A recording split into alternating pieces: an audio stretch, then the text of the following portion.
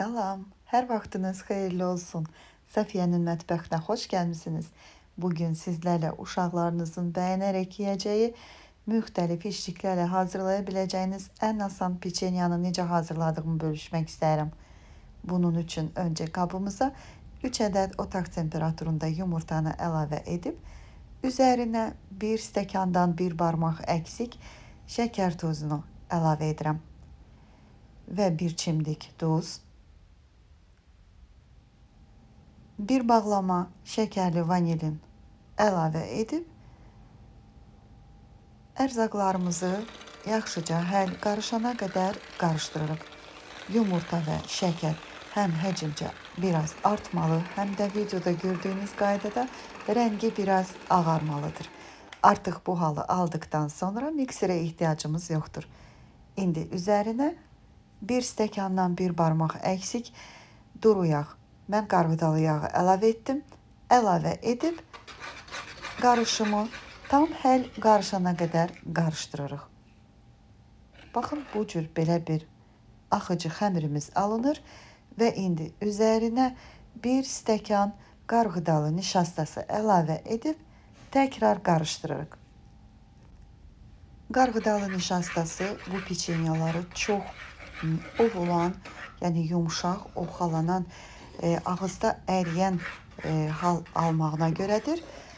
Əgər unla əvəz etmək istəsəniz, o zaman xəmirin qatılığına görə tənzimləyəcəksiniz və biraz da xəmirinizin daha bərk alınmağını, yəni nəzərinizdə saxlayın. Və indi ələyimizə 1 bağlama qabartma tozu və 2 stəkan un əlavə edib yaxşıca ələkdən ələyirəm.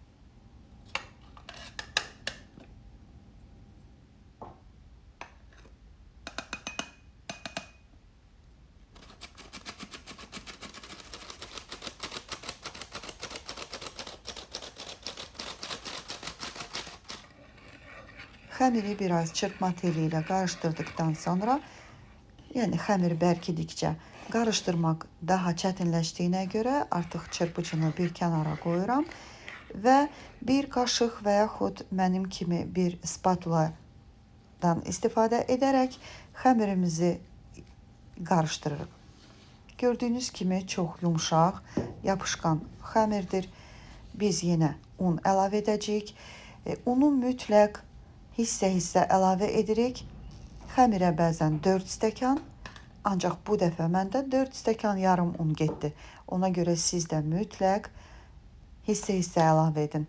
Gördüyünüz kimi mən 2 stəkan unu əlavə edib xəmirimizi qarışdırıram və mən indi sizə xəmirimizin hansı halda olduğu vaxt əlavə una ehtiyacı olduğunu göstərəcəm. Yəni siz də mütləq xəmiri qarışdırırsınız. Baxın, qarışdırarkən hal-hazırda bizə elə gəlir ki, un çoxdur. Yəni xəmirimiz bərk alınacaq, ancaq xəmiri qarışdırdıqca xəmirimiz yumşalır. Yəni tərkibində yağ olduğuna görə xəmir yumşalır. Yəni çox yumşaq, baxın, gördüyünüz kimi yapışqan bir xəmir alınıb. Görürsünüz, yəni bu xəmirlə biz forma verə bilmərik. Ona görə mən təkrar yarım stəkanda un əlavə elədim.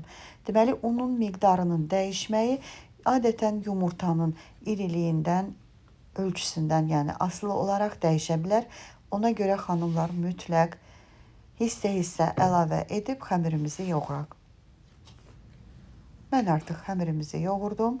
Çox gözəl, yumşaq, ələ yapışmayan xəmirimiz alındı. Baxın, belə bir yumşaqlıqda xəmir alınır və indi xəmirimizi bir salafan paketə qoyub göndərirəm soyuducuya. Hardasa bir 20-30 dəqiqə ərzində soyuducunun aşağı gözündə saxladırıq. Yəni xəmiri soyuducuda çox saxlayıb bərkitmək ehtiyac deyil. Hətta qış aylarında elə dəzgahın üzərində də saxlaya bilərsiniz. Və indi xəmirdən paylıq hissələr bölürük.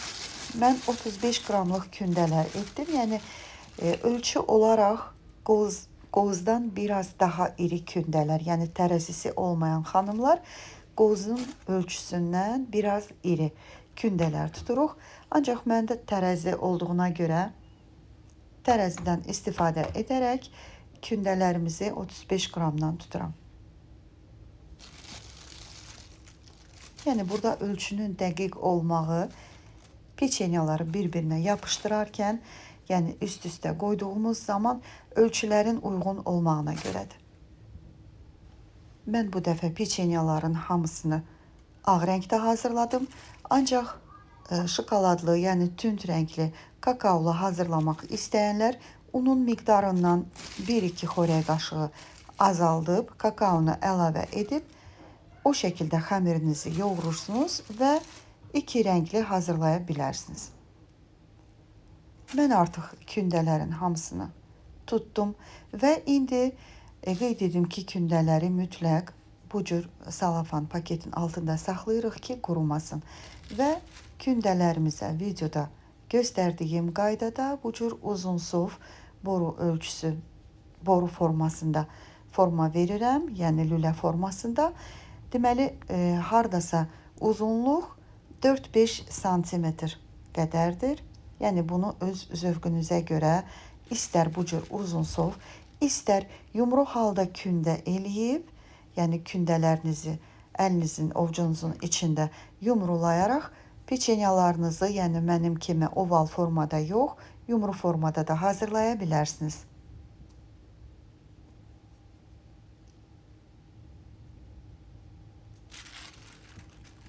Mən artıq bütün xəmirlərin hamısını hazırladım.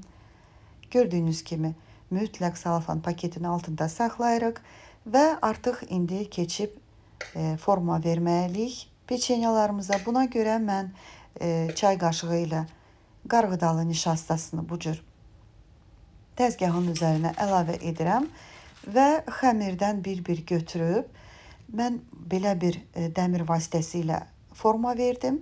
Yəni siz kartof fri bişirən aşüzənin yardımı ilə də bunu edə bilərsiniz. Ancaq mən bu dəmiri təsərrüfat malları satılan dükandan bir balaca kəstirərək hissə, yəni özünüz istədiyiniz ölçüdə kəstirib ala bilərsiniz.